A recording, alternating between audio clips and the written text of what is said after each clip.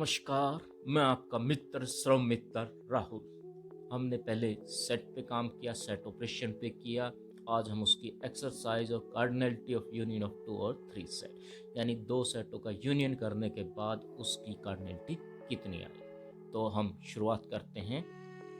If two sets A and, यदि हमारे पास दो सेट हैं ए और बी, तो cardinality of A union B is the number of element present in either set A or set B, and the cardinality of A intersection B is the number of element present in both the set A and B. तो cardinality of A union B के लिए हमें चाहिए cardinality of A, cardinality of B, और उसमें से cardinality of A intersection B को हटा देंगे। इसी तरह यदि तीन सेट का यूनियन हो और उनकी कार्डिनलिटी हमें करनी हो या निकालनी हो, तो हम क्या करेंगे, n A union B union C में सबसे पहले कार्डिनलिटी ऑफ ए की आवश्यकता होगी, cardinality of B, cardinality of C. उसमें से घटाएंगे cardinality of A intersection B, cardinality of B intersection C, cardinality of C intersection A, और प्लस करना पड़ेगा A intersection B intersection C की कार्डिनलिटी को। एक क्वेश्चन है जो हम इसके लिए करेंगे। Among A group of students, 50 played cricket, 50 cricket खेलते हैं, 50 प्लेड हॉकी, 50 हॉकी खेलते हैं, 40 प्लेड वॉलीबॉल, 40 वॉलीबॉल खेलते हैं, 15 played both cricket and hockey, 15 hockey और क्रिकेट खेलते हैं, 20 played both hockey and volleyball ball, and 15 played cricket and volleyball ball, and 10 played all three, और तीनों खेल 10 इकट्ठा खेलते हैं। If every student played at least one game, सभी स्टूडेंट कम से कम एक तो लेकर ही चलते हैं। Find the number of students and how many played only, find the number of students. सबसे पहले हमें निकालना है कि टोटल कितने स्टूडेंट्स हैं और वो अलग अलग गेम को इंडिविजुअल खेलते हैं, यानी कि उनमें से कम एक, या हम ये कह सकते हैं कि how many played only cricket, जिनमें से सिर्फ किस किस के पास एक क्रिकेट गेम, सिंगल क्रिकेट, वो सिर्फ क्रिकेट ही खेलता है और कोई खेल निकलता, एक हॉकी खेलता है और एक वॉलीबॉल खेलता है। इस तरह के 3 टाइप के स्टूडेंट निकालने हैं, टोटल स्टूडेंट हमें निकालने। तो सबसे पहले हम निकालते हैं नंबर ऑफ क्रिकेट।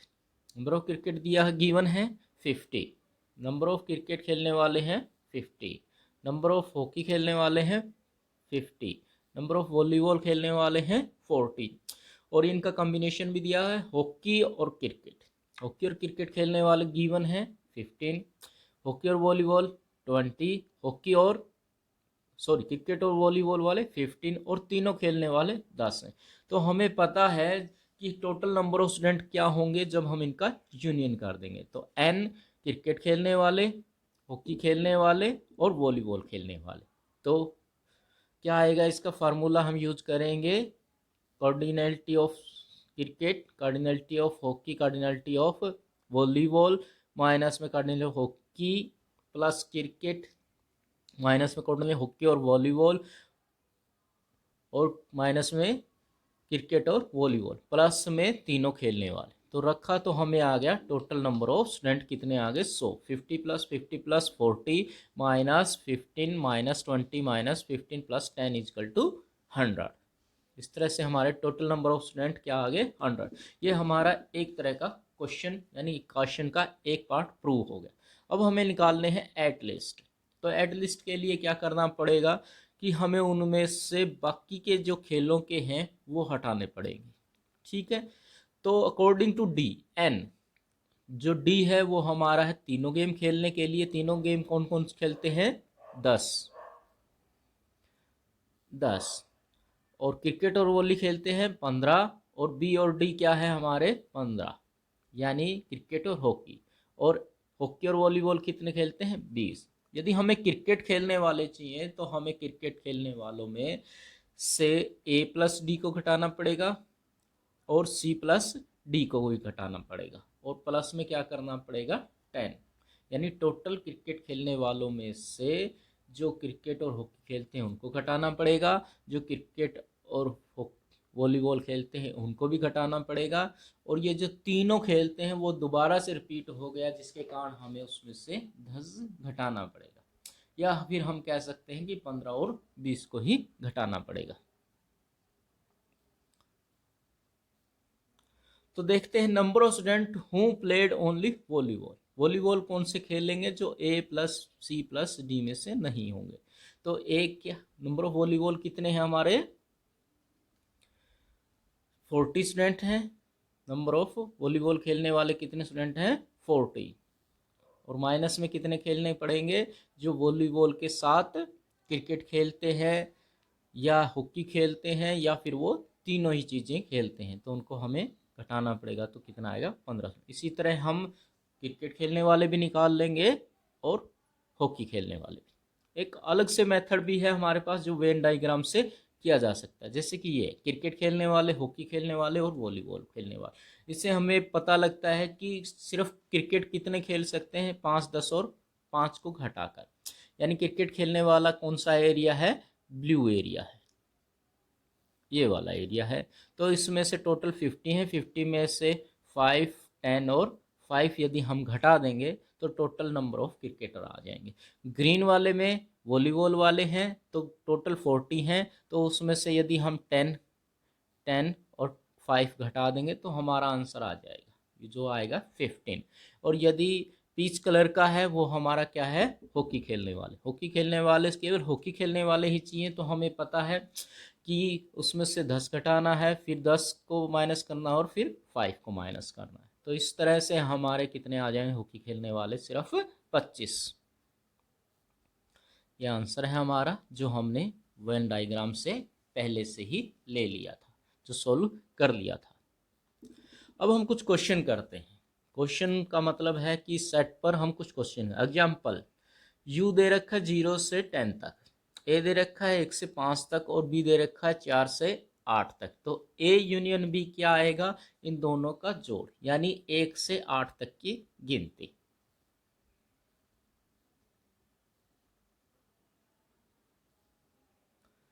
और A union B intersection A union सी।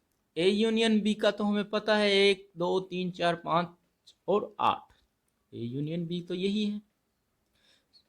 तो सॉल्यूशन है इसका ए यूनियन बी तो 1 से लेके 8 तक है। ए इंटर यूनियन सी कहाँ तक है? 1, 2, 3, 4, 5, 8 और 9, 6 और 7 नहीं है इसमें। तो इनका इंटरसेक्शन क्या आएगा? 1 है, दोनों में है, 2 है, दोनों सेट्स में है, 3 है, दोनों सेट में, 4 है, 5 है और 8 है, 8। इस तरह से A union B intersection A union C को हम कर सकते हैं। क्वेश्चन नंबर 3, यू क्या दे रखा? दोबारा से 10 तक है, 0 से 10 तक। ए 1 से 5 तक, बी 4 से 8 तक और सी क्या है? 2, 5, 8, 9। यदि हम A union B intersection C करेंगे तो सबसे पहले हमें बी इंटरसेक्शन सी करना पड़ेगा।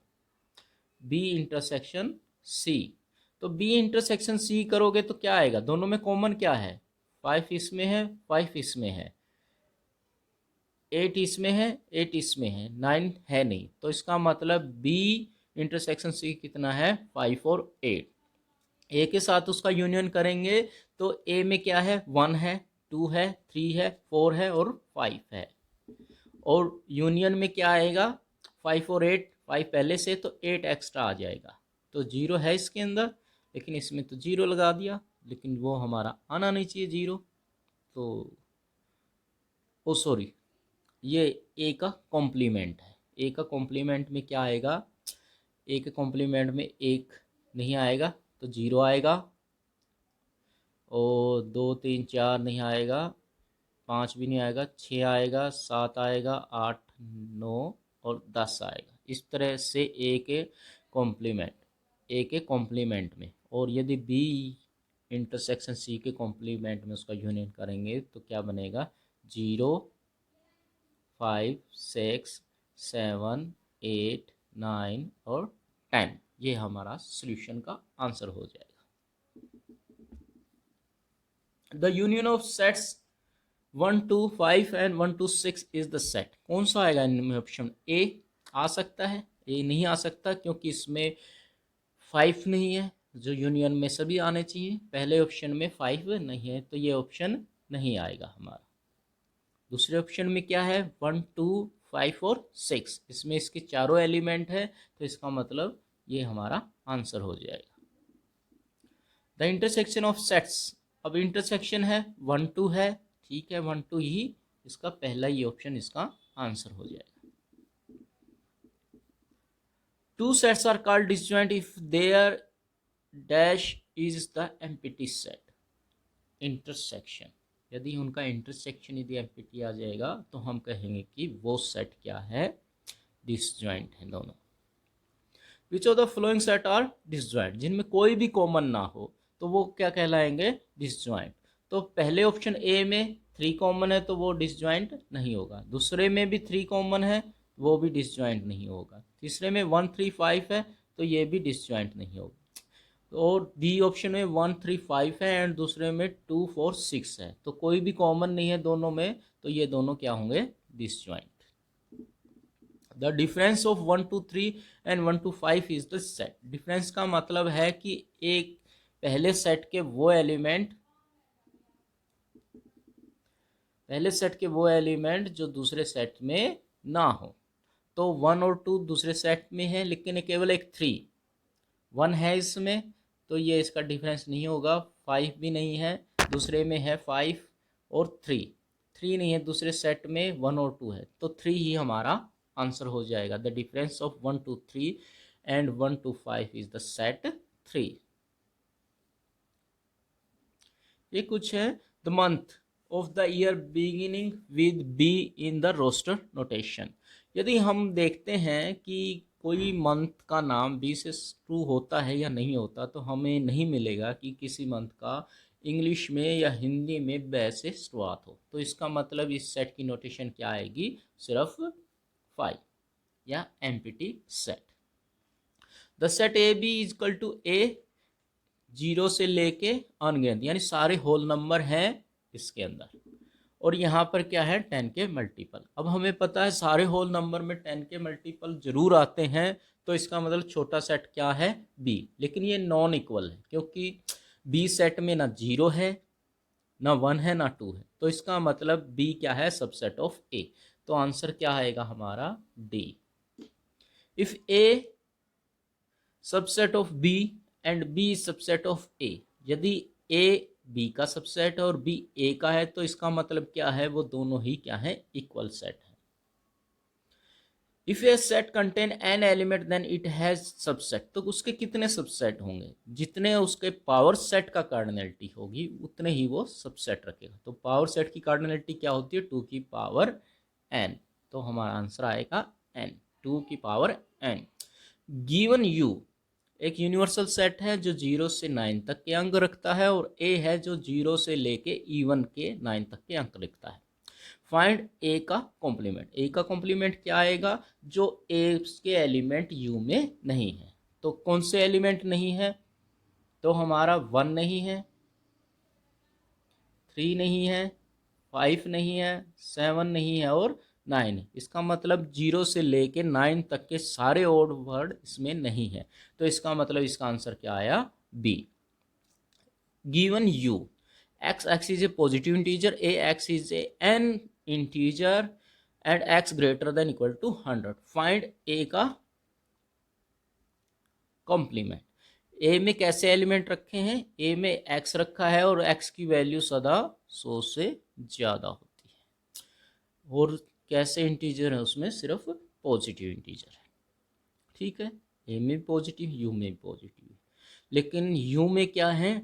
0 से लेके 1 से लेके अनगिनत तक सारे पॉजिटिव इंटीजर, और ए में कितने हैं? 100 से ज़्यादा, तो उसके कंप्लीमेंट में कितने बचेंगे? जो 100 से नीचे होंगे, तो इसका मतलब बी, 100 भी ए में है तो ए बी, तो इसका आंसर आएगा बी।